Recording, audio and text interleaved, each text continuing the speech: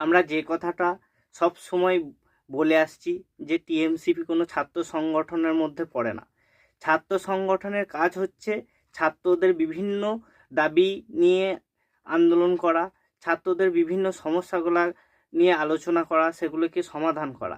কিন্তু টিএমসিপি ছাত্র সমাজের কোনো সমস্যা নিয়ে কোনো রকম আলোচনা নয়। গতকালকে মল্লাপুরে টিএমসিপির যে কর্মসূচি ছিল, সেখানে তাদের নেতৃত্বদের যে বক্তব্য, সেই বক্তব্যে ছাত্রছাত্রীদের কোনো সমস্যা নিয়ে কোনো আলোচনা কথা শুনতে আমরা পেলাম না। শুধু এসএফআইকে গালাগালি করে চলে গেল, সিপিএমকে দু চার কথা শুনিয়ে দিল, কিন্তু এতে সাধারণ ছাত্রছাত্রীদের কি সুবিধা হলো সেই নিয়ে তাদের কি কথাবার্তা?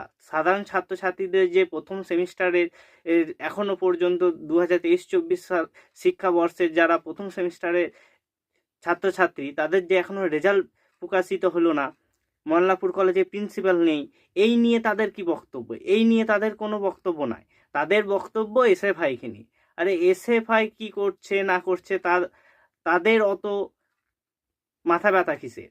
তারা একটা ছাত্র সংগঠন, শাসক শ্রেণীর ছাত্র সংগঠন। তাদের কাজ হবে ছাত্রদের সমস্যা নিয়ে কথাবার্তা বলা, কিন্তু সেসব না করে এসএফআইকে গালাগালি করা তাদের কাজ হয়ে যাচ্ছে।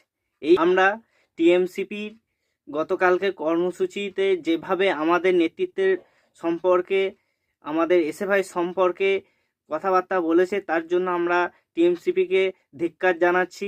তাদেরকেও বলে রাখছি, এসব কথা বলে কোনো সুরাহা হবে না, তারা পার পাবে না। মল্লারপুর কলেজে ইতিহাস সম্পর্কে হয়তো তাদের জানা নাই, সেই জন্য এত বড় বড় কথা তারা বলে চলেছে।